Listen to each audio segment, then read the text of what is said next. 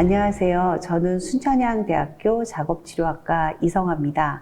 오늘은 정부에서 시행하는 복지연구 사업 중 이동보조연구에 대해서 말씀드리도록 하겠습니다. 먼저 학습 목표입니다. 복지연구를 이해하도록 하겠습니다. 두 번째는 복지연구의 종류와 활용 방법에 대해서 이야기하도록 하겠습니다. 세 번째는 기능적 이동 보조 연구의 종류와 사용 방법에 대해서 이야기하도록 하겠습니다. 네 번째는 복지 연구 활용을 위한 사례 관리에 대해서 이야기하도록 하겠습니다. 먼저 복지 연구에 대한 이해 부분입니다.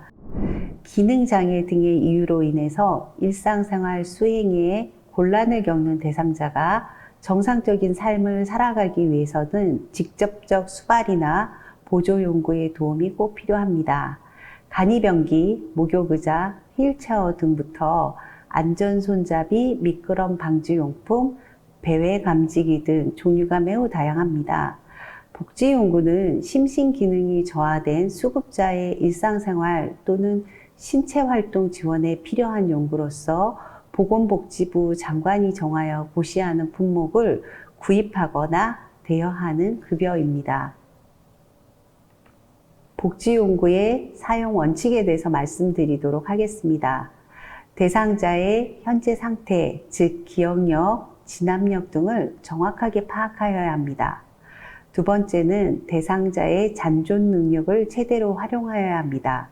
대상자의 잔존 능력을 최대로 활용하여 그분이 가진 장점을 이용하여야 합니다. 대상자에게 적절한 복지 연구를 사용하도록 해야 합니다. 대상자 및 대상자의 가족, 요양보호사 등은 복지연구의 올바른 사용법을 알고 있어야 합니다. 마지막으로 복지연구 상태를 수시로 점검하여 대상자에게 맞추어서 적용하여야 합니다. 네, 복지연구 사용에 있어서 돌봄 제공자의 역할도 있습니다. 대상자에게 복지연구를 구입 또는 대여할 수 있도록 소개하여야 합니다. 팜플렛이나 안내책자, 그림 자료 등을 이용할 수 있습니다. 대상자의 신체 인지 상태 변화에 따라 적절한 복지 연구를 사용할 수 있도록 도와주어야 합니다. 이분에게 훈련을 하여 매일 사용에 편하도록 합니다. 복지 연구의 종류 및 활용 방법에 대해서 말씀드리도록 하겠습니다. 급여 품목으로는 구입 품목에 10가지가 있습니다. 이동변기, 목욕의자, 성인용 보행기, 안전손잡이, 미끄럼 방지용품이 있고요. 방지매트, 방지액, 방지양말 등이 있습니다. 간이변기와 지팡이, 욕창 예방 방석, 자세 변환 용구, 요실금 팬티 등이 있습니다. 대여 품목에는 6가지가 있는데요. 수동 휠체어, 전동 침대, 수동 침대, 이동 욕조, 목욕 리프트, 배회 감지기가 있습니다. 구입 또는 대여 품목으로는 욕창 예방 매트리스와 경사로 실내용, 실외용이 있습니다. 급여 방식입니다. 구입 방식은 구입 품목 10종에 대해서 제품별 수가에 본인 부담금으로 구입하여 사용하는 방식입니다. 대여 방식은 대여 품목 6종을 일정 기간 대여하여 사용하는 것으로 제품별 대여 수가에 본인 부담금을 부담하고 사용하는 방식입니다. 구입 또는 대여는 구입 및 대여 품목 2종을 구입 및 일정 기간 대여하여 사용하는 것으로 제품별 대여 수가에 본인 부담금을 부담하고 사용하는 방식입니다. 네, 급여 기준에 대해서 말씀드리도록 하겠습니다. 복지연구를 구입하는 경우 내구 연한이 정해진 품목은 내구 연한 내에서 각 품목당 1개 제품만 구입할 수 있습니다. 내구 연한이 정해지지 않은 품목이라도 연 한도액 적용 기간 중 안전손잡이 10개, 미끄럼 방지 양말 6컬레, 미끄럼 방지 매트, 방지액 5개, 간이변기 2개, 성인 보행기 2개, 자세 변환 용구 5개, 요실금 팬티 4개, 경사로 실내용을 구입 한도로 합니다. 구입 제품의 내구 연한 기간 중 훼손, 마모 및 신체 상태의 변화로 사용이 불가능한 경우 별도의 복지용구 추가 급여 신청서를 국민건강보험공단에 제출하고 공단이 이를 확인한 경우에는 내구 연한 이내라도 급여를 제공받을 수 있습니다. 수급자는 복지용구 급여를 연 한도액 범위 안에서 제공받을 수 있으며 이 경우 연 한도액은 수급자 1인당 연간 160만 원 정도가 됩니다. 이 금액과 급여 기준은 매년 변하기도 하고 1년 내지 2년 단위로 변하기도 합니다. 관련자들은 이들을 확인하고 변한 내용을 확인하시면 좋겠습니다. 네, 복지용구의 종류에는 배배 감지기, 배변 보조, 이동 보조, 낙상 예방, 목욕 보조, 욕창 예방 관련 도구들이 있습니다. 물론 침상이나 다른 기구들도 있습니다. 이번 시간에는 이동 보조 도구에 대해서 특별히 말씀드리도록 하겠습니다. 기능적 이동 보조 용구에 대해서 알아보도록 하겠습니다. 대상자의 근력 및 보행 정도를 먼저 파악하는 것이 좋습니다. 대상자의 신체 능력과 균형, 체중 부하 등을 확인하는 것이 매우 중요합니다. 대상자가 사용할 때 편리하고 안전한 용구를 선택하는 것이 좋습니다. 필요시 높낮이 변경이 가능하고 제동장치 기능이 있는 제품을 선택해야 되겠죠. 이동 간편하고 접이 및 휴대가 가능한 제품을 선택해야지 가지고 다니기가 쉽습니다. 대상자의 잔존 능력을 최대한 활용할 수 있는 제품을 선택하세요. 보행 용구와 함께 미끄러짐, 넘어짐, 떨어짐 등의 낙상 사고가 발생하지 않도록 세심한 관찰이 필요하고 확인하십시오. 보행 용구 사용 시 미끄럼 방지 양말과 신발을 착용하는 것도 좋습니다. 네, 기능적 이동 보조 용구 중 지팡이에 대해서 먼저 살펴보도록 하겠습니다. 사용 목적은 보행 시 도움을 얻기 위해서 짚는 용품입니다. 제품의 특성으로는 보행 시 균형 감각이 불안정할 경우 안정된 보행 보조를 합니다. 주의사항은 사용하기 전에 반드시 사용자의 신장에 맞게, 신장이란 키에 맞게 높이를 조절해야 합니다. 네, 지팡이를 구입할 경우 아니면 선택할 경우에는 어떤 기준으로 해야 할까요? 지팡이의 높이는 환자의 손목 정도에 오는 것이 좋습니다. 환자의 대퇴부 전자 15cm 옆에 두어야 되기 때문에 팔꿈치가 20에서 30도 정도 구부러지는 것이 매우 좋습니다. 화면에서 보이는 듯이 그림처럼 보시면 되겠습니다. 환자가 지팡이를 선택할 때에는 어떤 기준으로 해야 하는가 라는 문제가 있습니다. 지팡이는 환자의 20에서 25%의 체중을 지지합니다. 지팡이는 건측발이 아니라 환측발에서 짚도록 해야 합니다. 왜냐하면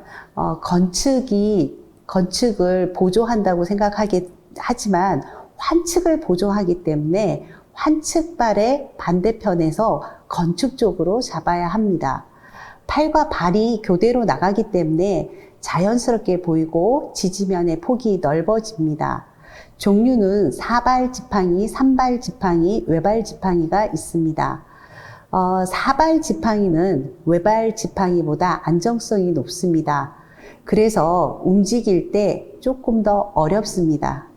외발 지팡이는 사발 지팡이보다 안정성은 떨어지지만 가지고 휴대하기가 훨씬 좋습니다. 지팡이를 이용한 보행에 대해서 말씀드리도록 하겠습니다. 지팡이를 이용한 보행은 환자의 낙상 및 안전과 매우 관련이 있기 때문에 중요합니다. 먼저 지팡이를 내딛고 환측발을 내딛습니다. 그래서 지팡이가 환측발을 지지할 수 있도록 합니다. 다음으로 건측발을 내딛습니다. 이러한 순서도 지팡이 보행을 합니다. 다음으로는 계단을 올라가는 것을 보도록 하겠습니다. 계단을 올라갈 때에는 건축을 먼저 올라가고 내려올 때는 환측발을 먼저 내려옵니다. 저희끼리는 이런 말을 합니다. 천국에 올라가는 것은 좋기 때문에 건축발을 먼저 올리고 지옥으로 내려가는 것은 싫기 때문에 환측발을 먼저 내린다고 합니다. 잘 기억이 되시죠? 네, 성인용 보행기에 대해서 말씀드리도록 하겠습니다. 성인용 보행기는 구입 품목으로 사용 목적은 보행이 불편한 경우 실내외에서 스스로 이동할 수 있도록 보조 바퀴가 달린 용품입니다. 제품의 특성으로는 하지 근력이 매우 약하거나 힘이 없을 때 어깨 또는 허리 높이로 팔걸이를 맞추어 이동합니다. 실내 사용을 위주로 하나 실외에서도 사용합니다. 주의사항은 상지 근력이 어느 정도 강해야 사용 가능하고 안정성은 있으나 고정되지 않기 때문에 낙상에 매우 유의하여야 합니다.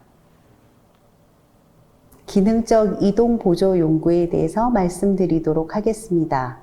보행차와 보행 보조차를 보신 적이 있을 겁니다. 보행차는 여러분이 아시는 것과 같이 워커입니다. 보행 보조차는 할머님들이 많이 끄시는 걸 보셨을 것입니다. 보행차 워커는 상지에 체중을 싣고 보행하므로 상지 근력이 어느 정도 강해야 사용 가능합니다. 워커를 잡고 옮겨서 걸어가야 하기 때문입니다. 실내에서 사용할 수 있을 뿐만 아니라 외출 시에도 이용이 가능합니다. 그러나 외출 시에 사용하는 것을 많이 보지는 않았을 겁니다. 주의사항이 있는데 바퀴가 있으므로 미끄러져 낙상하지 않도록 세심한 관찰과 보호가 필요합니다. 보행보조차는 바퀴가 있어 실내 및 실외에서 자유롭게 먼 거리를 이동 가능합니다. 수납 공간 및 앉아서 쉴 수 있는 공간이 부착된 제품입니다. 안전하고 다용도로 사용이 가능하며 낙상만 주의하신다면 얼마든지 사용하셔도 좋겠습니다. 시골에 가서는 할머님들이 유모차를 많이 끄시는데 보행보조차 용도일 것입니다. 성인용 보행기 사용할 때 주의할 점이 있습니다. 워커는 전방형 보행차로 체간이 굽힘되어 안정성은 있으나 굽힘 패턴이 강화된 경우는 라운드 숄더, 즉 꼬부랑 할머니 내지는 어깨가 굽어져서 굉장히 더 심한 굴곡을 만들어낼 수 있습니다. 즉 꼬부랑 할머니는 더 꼬부랑 할머니가 될 수 있는 요건을 가지고 있는 거죠. 이런 경우는 리버스 워커라고 해서 체간을 곧게 펴고 손을 뒤로 하여서 잡고 다니는 워커, 즉 보행기를 사용하는 것이 더 좋습니다. 네, 정리하겠습니다. 상체 지지형 보행차, 성인용 보행기, 즉 워커, 보행 보조차가 성인용 보행기로 사용할 수 있습니다. 이것들은 보행이 불편한 경우 실내외에서 스스로 이동할 수 있도록 보조 바퀴가 달린 용품입니다. 하지 근력이 매우 약할 때에 사용하기가 조금 어려울 수 있습니다. 상지 근력이 어느 정도 강해야 가능하고 보행 보조차의 경우 수납 공간 및 앉을 공간이 부착되어 있어서 다용도로 사용될 수 있습니다. 성인용 보행기 사용 시 유의사항입니다. 즉 1. 상지 근력이 어느 정도 강한 대상자에게 사용하도록 권합니다. 두 번째, 바퀴가 있는 보행차이므로 미끄러져 낙상하지 않도록 매우 세심한 관찰이 필요합니다. 대부분 평지에서 사용하는 것을 권합니다. 그리고 우리나라 시골 농촌에서는 사용하는 경우가 많은데 그런 경우 사용하기 어렵기 때문에 할머님들이 유모차를 끄는 것으로 저는 알고 있습니다. 이런 점도 세심하게 관찰하여 주십시오. 3. 핸들에 기대어 차체만이 앞으로 움직이지 않도록 주의하세요. 그러면 체간이 굽어지는 것이 더 많이 굽어지고 체중이 이동이 원활하지 않으며 중심선이 움직이게 되어서 낙상할 수 있습니다. 4. 보행기 사용 방법으로 편안한 팔 길이로 전방의 보행기를 움직이고 불편한 다리로 어느 정도 무게를 가할 수 있다면 보행기 안쪽에서 가볍게 발을 디디게 할 수 있어야 합니다. 만약에 그럴 수 없다면 발을 사용하는 면에 대해서 훈련을 하거나 지도하여 주십시오. 또 하나, 손에 체중을 지탱한 경우 건강한 발을 들어 올려 보행기 안쪽 전방으로 내딛습니다.